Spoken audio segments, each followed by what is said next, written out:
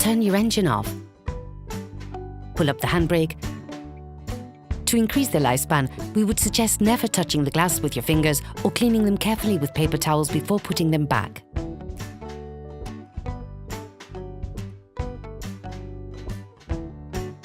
Pull on the bonnet release lever and open the bonnet.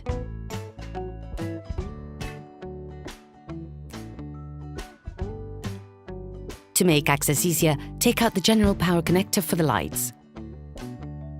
Take off the plastic covers to access the bulbs.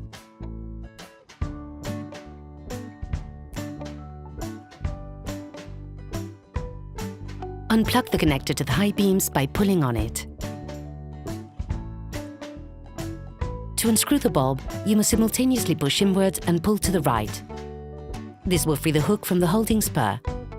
Pivot the hook downwards, then remove the bulb. When putting a new bulb back in, you must carefully check how you hold it. Depending on the model, find the location of the keyed connection. As you're inserting it, you must hold it with one finger while another searches for the hook to slip it back into position. Reconnect the connector.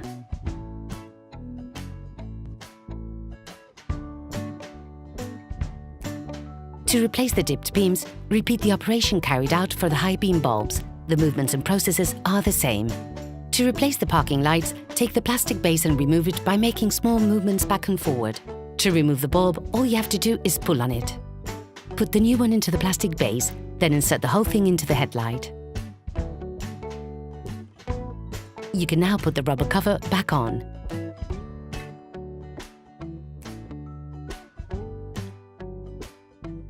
Indicators are a little difficult to access. Hold the tab with the ends of your fingers and turn it towards the left. To remove the bulb, press on it and make a quarter turn. Do the same but in reverse when putting the new bulb back in.